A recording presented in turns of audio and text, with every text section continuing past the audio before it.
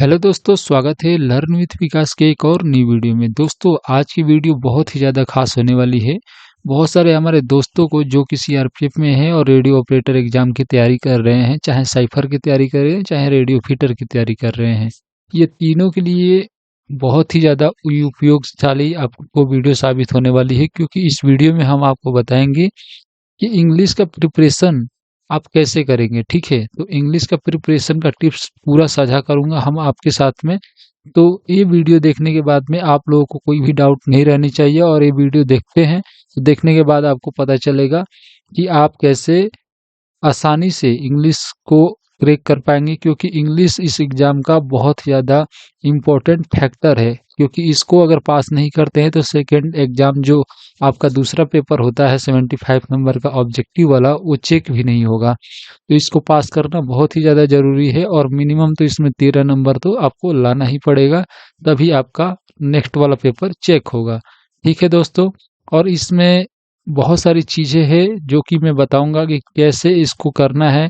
कुछ ट्रिक्स भी आपको शेयर करूंगा ताकि आप इस एग्जाम में आसानी से क्वालिफाई कर जाएं। ठीक है दोस्तों, तो चलिए इस वीडियो को आगे बढ़ाते हैं। इससे पहले मैं आपको बताना चाहता हूं कि आप लोग अभी तक आप मेरे से स्टडी मटेरियल नहीं लिए हैं तो ये वीडियो देखिएगा, तो फिर बीच में कहीं ना कहीं मैं स्टडी मटेरियल का जिक्र करूंगा कि कैसे इसमें पढ़ाई करना है। और वो चीज़ें आप लोग जरूर ले लें। मिनिमम प्राइस में हम आप लोगों के लिए हमारे वेबसाइट SubExam.com पर आराम से आप सभी मेरे वीडियोज में बताए गए हैं। इस वीडियो में मैं इतना ही बता देता हूं ताकि वीडियोज लंबी ना हो, कि आप लोग जा करके वहां से SubExam.com से गूगल में सर्च कीजिएगा तो आपको आएगा। चाहे दूसरी वीडियो देख लीजिए, उसमें भी बताया है कि कैसे आपको करना है डाउन, उसको आपको कैसे परचेज करना है।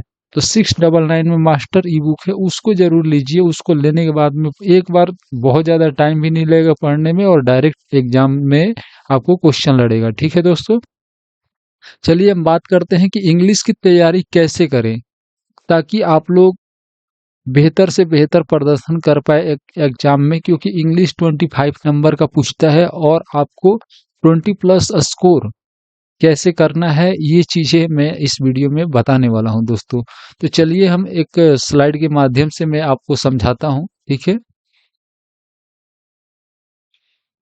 देखिए सबसे पहले एग्जाम में क्या होता है कि पैसेज आता है। हमारा जो इंग्लिश का सिलेबस है, इंग्लिश का जो एग्जाम का पैटर्न है, उसमें तीन चीजें पूछता है। एक पैसेज पूछता है, एक ग्रामर पूछता है, और एक ऐसे पूछता है। ठीक है, तो ये तीन चीजें होती है, और तीनों चीजों का हम विश्लेषण अलग अलग करके मैं आपको बताऊंगा। ठीक है दोस्तों, तो सबसे पहले हम पैसेज का डिस्कस करेंगे। पैसेज हमारा किस फॉर्मेट में रहता है, जैसे कि एक टॉपिक्स आ जाता है, उसमें ऑलरेडी दिया रहता है, और उसमें से आपको क्वेश्चन दे देगा। ठीक है, हम प्रीवियस ईयर क्वेश्चन, हम जो भी आपको स्टडी मटेरियल देते हैं उसमें प्रीवियस ईयर क्वेश्चन में भी ये सारी चीजें देखने को मिला है, और प्रैक्टिस सेट भी हम आपको दिए हैं, तो उसमें भी ये सारी चीजें आपको देखने को मिला है। ठीक है दोस्तों, तो उस वैसे उससे प्रैक्टिस करना है। लेकिन इसमें मैं बताता हूँ आपको, उसमें एक पैसेज दिया रहेगा, और पैसेज में आपको क्या रहेगा, क्वेश्चन रहेंगे, और कुछ वर्ड उसमें से निकाल करके दे देगा, और उसके आपको एक्सप्लेन करने को बोलेगा, या उसको वन वर्ड सब्स्टिट्यूशन करने को बोलेगा, कुछ एक्सप्लेन करके दे देगा। चाहे एक वर्ड दे देगा उसके बारे में लिखने के लिए, चाहे उसका सिनोनिम्स लिखने के लिए दे देगा इसे। ठीक है, तो ये रहा पैसेज। तो आपको इसको क्लियर कैसे करना है, सबसे पहले तो आपको प्रैक्टिस करना पड़ेगा। थोड़ा बहुत तो प्रैक्टिस करना ही पड़ेगा, देखना पड़ेगा। देखिए प्रीवियस ईयर का पेपर जब देखते हैं आप, तो आपको पता चलता है कि उसमें किस हिसाब से पूछा गया है, ताकि यहाँ से तो आपका 50% काम तो यही पे पूरा हो जाता है जब आप क्वेश्चन को देख लेते हैं। ठीक है, और उसके बाद में आप उसको एक दो चीज़ों को पढ़ते हैं, समझते हैं। जब समझेंगे, अंडरस्टैंड हो जाएंगे उससे, तो आप लोगों को बहुत सारी चीज़ें ऐसे आसान लगने लगेगी, और आप आराम से उसको करने में सक्षम हो जाएंगे। उसके बाद में आप आ जाइए एंड उसको सॉल्व करना है क्वेश्चन को। तो बहुत ज़्यादा सॉल्व नहीं करना, क्योंकि ये रटने वाली चीज़ें नहीं है कि बहुत ज़्यादा रट लिए तो इसमें पास हो जाओगे, ऐसा कुछ नहीं है। बस इसको एक बार समझ लोगे, एक बार मन में बसा लोगे, दो ही कैसे सॉल्व करके जाओगे, और एग्जाम में आराम से सॉल्व करके आ जाओगे। ठीक है, बहुत ज़्यादा रट्टा रटाने की ज़रूरत नहीं है इसमें। तो सिर्फ और सिर्फ हमारे द्वारा जो स्टडी मटेरियल दिया गया है उसको अच्छे से एक बार देख लीजिएगा, उतना ही में आपका काम हो जाएगा। ठीक है, और इसके बाद में आते हैं इंग्लिश ग्रामर। ये जो है ना, इंग्लिश ग्रामर अगर अच्छा स्कोर करना है इंग्लिश में, तो आपको इंग्लिश ग्रामर तो जरूर ही आना चाहिए। और इसके लिए इस वीडियो में मैं ये ऐसा टॉपिक बताया हूँ कि अगर वो चीजें सिर्फ पढ़ लेते हैं तो आपको आराम से इंग्लिश ग्रामर कंप्लीट हो जाएगा। तो चलिए मैं बताता हूँ। यहाँ पर देखिए इंग्लिश ग्रामर में कौन कौन से टॉपिक पूछते हैं और कैसे पढ़ना है वो तो मैं बाद में बताऊंगा, पहले टॉपिक देख लेते हैं। ठीक है दोस्तों, सबसे पहले तो आर्टिकल। आर्टिकल एक ऐसा चीज है कि कभी कभी तो एग्जाम में ऐसा होता है कि 10 क्वेश्चन आते हैं, कभी कभी 5 उसमें से आर्टिकल का ही क्वेश्चन दे दें। तो इसको आपको जरूर पढ़ना है। कैसे पढ़ना है ये मैं बाद में बताऊंगा, इंग्लिश ग्रामर का टोटल टॉपिक बताने के बाद। ठीक है, उसके बाद में देखिए यहाँ पर आर्टिकल्स हो गया ए, एन एंड द। ये बहुत ही ज्यादा इजी है लेकिन कंफ्यूजन भी बहुत क्रिएट करता है और क्वेश्चन भी गलत करवाता है, तो इसको जरूर देखना है। उसके बाद में आ जाता है सेकंड नंबर पे एडजेक्टिव, एडवर्ब एंड कंजक्शन। इसमें तीनों में से हॉट कौन है, तो एडजेक्टिव है। इसको जरूर, कुछ इंपॉर्टेंट एडजेक्टिव होते हैं उनको जरूर आप लोगों को थोड़ा देखना है और क्वेश्चन थोड़े देखने हैं कैसे कैसे होता है, और रूल नियम उसके पता होने चाहिए आपको। और कंजक्शन, कुछ कंजक्शन भी पॉपुलर होते हैं, वो चीजें आ जाते हैं। ठीक है, एडवर्ब तो थोड़े कम आते हैं लेकिन फिर भी इसको देखना है। ठीक है, मैं जो भी वीडियो में बताऊंगा उसको एक बार देख लीजिएगा तो मास्टर हो जाइएगा, इसमें कोई भी संदेह नहीं है। उसके बाद में आ जाता है टेंस, सब्जेक्ट, वर्ब, एग्रीमेंट और सेंटेंस अरेंजमेंट। ये चीजें एक ही है। ठीक है, क्योंकि टेंस पढ़ोगे तो आपको समझ में आएगा कैसे आपको सेंटेंस को अरेंज करना है। ठीक है, और सब्जेक्ट, वर्ब और एग्रीमेंट और सेंटेंस अरेंजमेंट सेम ही है तीनों चीजें, क्योंकि एक दूसरे से सभी रिलेटेड है। क्योंकि क्वेश्चन में कैसे आता है, टेंस से अगर टेंस पढ़ोगे तो आप ऐसे में भी आपको फायदा करेगा। और क्वेश्चन कैसे आते हैं, सेंटेंस दे देंगे उल्टा पुल्टा करके और उसको अरेंज करने के लिए दे देता है, तो आप इससे आसानी से सेंटेंस को अरेंज कर पाएंगे अगर ये चीजें आपका कॉन्सेप्ट क्लियर रहेगा तो। ठीक है दोस्तों, और उसके बाद में आता है पॉपुलर फ्रेजल वर्ब। जैसे कि आपको कुछ पॉपुलर, जैसे हर एक एग्जामों में कंपटीशन, जैसे कंपटीशन वगैरह में होता है। ठीक है, तो कुछ पॉपुलर फ्रेजल वर्ब्स होते हैं, उस हिसाब से उस फ्रेजल वर्ब को 10, 15, 20 जो भी है उनको आपको रट लेना है, क्योंकि ये एग्जाम में डायरेक्टली पूछ देता है फ्रेजल वर्ब। और कभी कभी ऐसा होता है कि जैसे साइफर और आरएफ वाला एग्जाम में फ्रेजल वर्ब ही दे देगा, क्योंकि बहुत सारे लोगों को फ्रेजल वर्ब के बारे में आइडिया नहीं होता है, क्योंकि उसको थोड़ा रटना पड़ता है और आपको याद नहीं रहेगा तो डायरेक्टली वो गलत हो जाएगा। तो पॉपुलर पॉपुलर चीजें ही आती है उसमें, ऐसा नहीं कि कहीं से उठा के दे देगा। तो आपको जरूर से कुछ पॉपुलर फ्रेजल वर्ब को आपको याद करना है। ठीक है, तो मैं अब बताऊंगा, वीडियो में बने रहिए। इसको पहले टॉपिक क्लियर कर लेते हैं कि कहाँ से पढ़ना है और कैसे पढ़ना है, ये चीज मैं बताऊंगा। ठीक है, उसके बाद में आया था degree, narration, voice, question tag and remote to, और एक इसमें बच जाता है मॉडल्स। ये चीजें एक ही चीज में बता दिया, ये है अलग अलग टॉपिक लेकिन मैं एक साथ में बता दिया। Degree, narration, voice, question tag, remote to और मॉडल्स। ये जितने आप लोगों ने इतना किया, इनमें से ये बहुत ज्यादा इम्पोर्टेंट है। डिग्री, नरेशन, वॉइस तो बहुत ज्यादा ही इम्पोर्टेंट है, और क्वेश्चन टैग, रिमूव टू और मॉडल्स, ये टॉपिक का आपको कॉन्सेप्ट जरूर ही से ही क्लियर करना है और ये चीजें आपको बनाने आनी चाहिए, क्योंकि डायरेक्ट आ जाता है एग्जाम में बनाने के लिए। कई बार तो एग्जाम में देखे गए हैं कि इंग्लिश ग्रामर में ऑब्जेक्टिव ही दे देता है, कई बार देखे गए हैं कि सब्जेक्टिव दे देता है।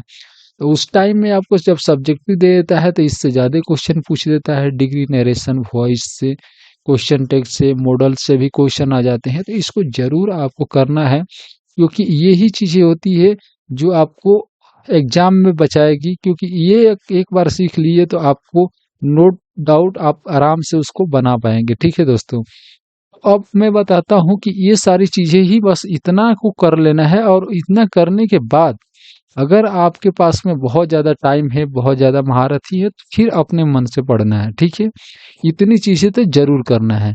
और उसके बाद में मैं बता देता हूँ कि कैसे आपको करना है इसको। देखिए, बहुत सारे लोग बोलते हैं कि आप वीडियो लेके आइए कैसे एक एक करके, तो जैसे मान के चलिए हम आर्टिकल का वीडियो लेके आए, हम उतने सक्षम नहीं टीचर हैं, तो यूट्यूब पर बहुत अच्छे अच्छे टीचर पड़े हुए हैं, और वो मान के चलिए हमें तो बहुत अच्छे से समझ में आएगा, लेकिन मैं आपको अच्छा से दे पाऊंगा कि नहीं, ये मुझे थोड़ा सा वो है। अगर आप लोग यही बेस्ट टीचर यूट्यूब पर बहुत पढ़े हुए हैं, उनसे थोड़ा थोड़ा छोटा छोटा वीडियो जो रहता है यूट्यूब में, एक टॉपिक सर्च करना है, जैसे कि आर्टिकल आपको पढ़ना है, आर्टिकल सर्च करो, उसमें देखो आधे घंटे या 20 मिनट का कोई वीडियो आता है, उनको देखने से ही आपको कॉन्सेप्ट क्लियर हो जाएगा। सिर्फ और सिर्फ कॉन्सेप्ट क्लियर करना है, ना कि आपको महारथी हासिल करना है। आपको सीजीएल में जा करके टॉप नहीं करना, क्रैक नहीं करना, सीजीएल का इंग्लिश नहीं है इधर, तो इसमें कोई भी उतना नहीं है। सिर्फ आपको कॉन्सेप्ट क्लियर होना चाहिए ताकि आप एग्जाम में सॉल्व कर पाओ, ताकि आप कभी तुक्का भी लगाने पाओ। तो तुक्के में भी कभी कभी सही हो जाता है, कब, जब कुछ न कुछ आपको पता हो। अगर ऐसे ही अंदाजे पे तुक्का मारोगे तो वो भी गलत हो जाएगा। तो इसको अगर अच्छा से कर लेते हो तो तुक्का उक्का मारने की कोई जरूरत नहीं है, आप एकदम से बढ़िया एकदम जा करके परफॉर्मेंस दे करके आओगे, ये मेरा गारंटी है। ठीक है दोस्तों, तो इसी हिसाब से आपको करना है। ठीक है, और उसके बाद में आते हैं सबसे मेन पॉइंट, ऐसे पर।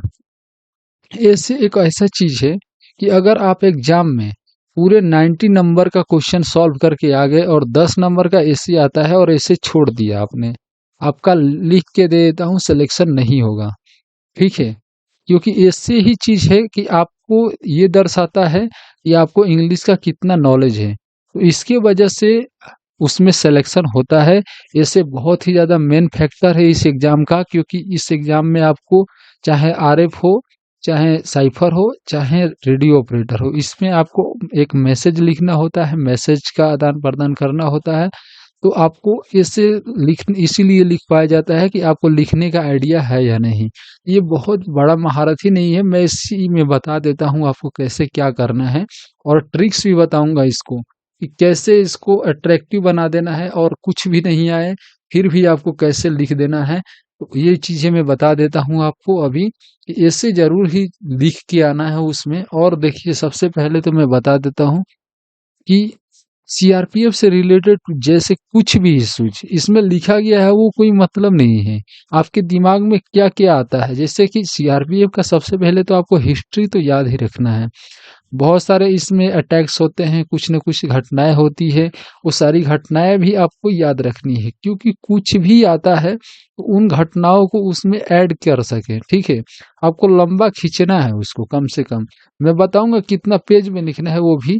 लेकिन अभी कुछ टॉपिक से, जैसे मान चलिए इंटरनल सिक्योरिटी, ये सारी चीजें आपको थोड़ा अपने मन में रिवाइज कर लेना है, तो कहीं से सर्च करके देख लेना है, या मैंने दे रखा है आपको ऐसे का पूरा बंडल ही दे रखा है, तो उसमें से आपको इसको पढ़ना है। आप लोग, इसलिए मैं बोल रहा हूँ कि फुल स्टडी मटेरियल आप लोग ले लेते हैं तो आपको कोई भी टेंशन नहीं रहेगी, आराम से आप लोग क्लियर कर पाएंगे। तो यहाँ पर देखिए, इंटरनल सिक्योरिटी से चाहे ओमेन रोल्स जैसे हो जाता है डिफेंस में, चाहे सीआरपीएफ में क्या रोल है, अभी नए नए जैसे बहुत सारे भर्ती होते हैं, तो अभी ज़्यादा जहाँ भी है परेड में, चाहे हर जगह वोमेन्स दिखती हैं, तो उनके लिए भी हम आ जाता है इसमें। हिस्टोरी, मतलब हिस्टोरी ऑफ सीआरपीएफ नहीं आएगा, लेकिन आपको हिस्टोरी इसका याद रहना चाहिए, क्योंकि इंट्रोडक्शन मान के चलिए कभी भी आएगा तो इसका इंट्रोडक्शन लिखने में ही आपको आधा पेज लिख दोगे, अगर आपको हिस्ट्री पता रहेगा तो। ठीक है, सुसाइड्स होते रहते हैं सीआरपीएफ में बहुत सारे, कोई भी फोर्सेज में ऐसे केसेज आते रहते हैं, तो आपको इस टॉपिक पर भी कुछ आपको पॉइंट क्लियर रहना चाहिए माइंड में कि आए तो ये चीजें हम लिखते। ठीक है, टेररिज्म है, अटैक हो जाता है, या चाहे नक्सलवाद है, इस पर भी कुछ आपको होना चाहिए मन में कि आप कुछ लिख पाए। ठीक है, तो इसके लिए थोड़ा बहुत एक बार पढ़ लेंगे तो कोई दिक्कत नहीं होगा, हमने आपको पूरे बंडल दे रखा है। ठीक है, उसके बाद में आ जाता है साइबर क्राइम, जो कि डिजिटली दुनिया में आप लोगों को देखते हैं कि कितने फ्रॉड होते हैं, कितनी चीजें घटनाएं घटती हैं। तो इसीलिए साइबर क्राइम हो गया, डिजिटल अरेस्ट हो गया, साइबर क्राइम, ये दो जगह लिख दिया मैंने। डिजिटल फ्रॉड मतलब डिजिटल रूप से जो फिशिंग ईमेल होता है, ये सारी चीजें आते रहता है हमेशा। ये सारी अभी ट्रेंड में चल रहा है, ट्रेंड में चल रहा है। इस चीजों पे आप लोगों को ध्यान देना है, और इसके बारे में कुछ कुछ केस स्टडी आपको याद करके रखना है, ताकि आपको लंबा खींचने में आसानी हो। ठीक है, उसके बाद में आ जाते हैं, देखिए कैसे लिखना है आपको। सबसे पहले यही मेन मेन चीज़ ये है कि आपको कभी भी ऐसे को ऐसे ही नहीं लिख देना है कि एक पेज उठाया और लिखते चले गए। कोई काम नहीं आएगा और वो एकदम से ज़ीरो बटा सन्नाटा मार देगा, या थोड़ा बहुत लक किस्मत अच्छा होगा तो आपको दे देगा। सबसे पहले तो इसको आपको ऐसे को लिखना है तो थोड़ा प्रॉपर वे में आपके पास 2 पेन होना चाहिए कम से कम। एक ब्लैक पेन होना चाहिए, एक ब्लू पेन, जिससे कि आप हेडिंग दे पाएँ, और उसको इससे करना है कि अट्रैक्टिव दिखे पहले। लिखो क्या लिखो तो बात की बात है, पहले उसको दिखाना है, लुक्स उसमें रहना चाहिए, अट्रैक्टिव दिखना चाहिए, ताकि आपको एग्जामिनर जब देखे तो उसको लगे कि बहुत ज़्यादा अट्रैक्टिव है, क्योंकि एक-एक लाइन वो पढ़ेगा नहीं। उसके पास में उतने टाइम नहीं है, ठीक है? अगर अच्छे से लुक्स आपका अच्छा रहेगा तो उसी पे उसका ध्यान केंद्रित हो जाएगा। उसके बाद में क्या करना है, कोई भी ऐसे आता है, चाहे कोई भी टॉपिक्स में है, उसको ब्रेक करना है। सबसे पहले तो 3 पार्ट में, उसको इंट्रोडक्शन में एक बॉडी पार्ट होता है और एक कंक्लूजन होता है। तो उसको 3 पार्ट कहने का मतलब क्या है कि इंट्रोडक्शन एक हो गया, बॉडी पार्ट में भी ब्रेक करना है। जैसे बॉडी पार्ट में उसको कई रूप में ब्रेक करना है, हमने आपको बंडल दिया है, उसमें ऑलरेडी दर्शाया गया है कि कैसे-कैसे, जैसे कि कोई भी इवेंट होता है, तो उसमें कुछ भी हम दर्शा सकते हैं कि इसमें ये घटना हुआ, अपने अपने मन से टाइटल ऐड करना है, ठीक है? तो सबसे पहले इंट्रोडक्शन एक टाइटल हो गया, फिर उसके बाद में एक और टाइटल उसमें बना दिए, फिर एक और टाइटल बना दिए, फिर एक और टाइटल बना दिए, 3, 4, 5 टाइटल बना दिए, और फिर उस पे 2-2 सौ 4 3-3 सौ वर्ड का हमने बना दिया, ठीक है? अलग-अलग टाइप का। तो आपको पॉइंट भी मिल जाते हैं और उसपे खींचने में भी आसानी होता है आराम से। उसके बाद में लास्ट में एक कंक्लूजन, एक समरी टाइप का उसमें दे दिए, ठीक है? उस हिसाब से ऐसे आपको लिखना है, ऐसे को, ताकि अट्रैक्टिव भी दिखे और सुंदर-सुंदर लिखना है, थोड़ा गैप देके लिखना है, एकदम सटा-सटा के नहीं लिखना कि समझ में ही नहीं आए, ठीक है? तो इस हिसाब से लिखना है, और कम से कम कोशिश करना है कि आपको कुछ नहीं आता है, फिर भी 1 पेज तो लिख ही दें। और थोड़ा ठीक-ठाक है, तो आपको कम से कम 2 पेज तक तो लिख ही देना है, ठीक है? अगर ज़्यादा ही आता है तो देखिए टाइम को भी मैनेज करना है। ऐसा नहीं है कि आप लिखते चले गए, पहले ऐसे ही पकड़ लिए और टाइम पूरा खत्म हो गया और आपका ऐसे लिखने में ही सब कुछ चला गया, तो फिर दिक्कत हो जाएगा। तो आपको टाइम को मैनेज करते हुए कम से कम 2 पेज में लिखने की कोशिश करना है कि 2 पेज में हो जाए। 1 पेज में भी हो जाता है, अच्छे से लिख देते हैं तो इनफ है, इतना ज़्यादा मतलब वो नहीं है। लेकिन आपको सुंदर लिखना है, देखने में एग्ज़ामिनर को देखने में ही सुंदर लगना चाहिए, सबसे बड़ी बात है। और सबसे बड़ा ट्रिक मैं बता देता हूँ कि अगर मान के चलिए आपको कुछ नहीं आता, बहुत सारे स्टूडेंट मतलब भाई होते हैं कि उनको हिंदी मीडियम वाले रहते हैं और उनको कुछ आते पता ही नहीं है। मतलब कि क्या लिखूँ इसमें समझ नहीं आ रहा, कुछ हाथ चलता ही नहीं है। तो मैं बता रहा हूँ, एक एकदम नहीं, एक होता है कि लिखा ही नहीं तो एक ब्लैंक हो जाएगा। तो इससे अच्छा आपको क्या करना है कि कुछ थोड़ा बहुत हेडिंग लिखना है और उसी में से कहीं न कहीं सेंटेंस उठा-उठा करके उसी में डाल देना है, ठीक है? इंट्रोडक्शन वगैरह बना करके उसी में घुसा देना है। उसी पेपर में से लिखा हुआ जो पैसेज वगैरह रहेगा वही सब लिख देना है, ठीक है? अपने मन से कुछ भी लिख देना है उसमें, इंग्लिश में बना करके, ताकि आपको अगर एग्ज़ामिनर अगर ब्लैंक छोड़ के आते हैं तो डायरेक्ट दिखता है कि खाली छोड़ा है। अगर ऐसे कुछ भी लिखते हैं तो लगेगा कि मान के चलिए जल्दबाजी में चेक कर रहा है, चाहे कैसे भी चेक कर रहा है, सोचेगा कुछ ना कुछ तो लिखा हुआ है। तो मान के चलिए अगर एक बंदा ने कुछ नहीं लिखा और आपने कुछ लिखा है तो उसके जगह पे आपका ही तो सिलेक्शन होगा। तो आपको कभी भी इसको छोड़ना नहीं है, कुछ ना कुछ तो लिख ही देना है, ठीक है दोस्तों? वीडियो बहुत ही ज़्यादा लंबी हो गई, लेकिन मैंने जो भी चीज़ें बताया है, अगर इतना चीज़ें आप लोग कर लेते हैं, तो आपको कोई भी समस्या नहीं होगा इंग्लिश में, तो आपको ज़रूर इतना करना है। और ज़्यादा से ज़्यादा कोशिश कीजिए कि आप लोग अभी तक अगर स्टडी मटेरियल नहीं लिए हैं, तो ले लीजिए, क्योंकि वो ऐसी चीज़ें नहीं है कि एकदम से फालतू वाली है। अगर लेते हैं, तो सब कुछ सपोर्ट भी हमारे द्वारा मिलता है, और आपको एग्ज़ाम में तो पूरा तरीके से हेल्प करेगा। आप लोग को एग्ज़ाम में पता चलेगा कि कितना आसानी से आप लोग एग्ज़ाम क्रैक कर रहे हैं। ठीक है दोस्तों, तो धन्यवाद। इतना देर तक अगर आप देख रहे हैं इस वीडियो को, तो ज़रूर ही आप इस एग्ज़ाम को क्रैक कर पाएँगे। ठीक है दोस्तों, क्योंकि आप में डेडिकेशन बहुत है। ठीक है दोस्तों, धन्यवाद।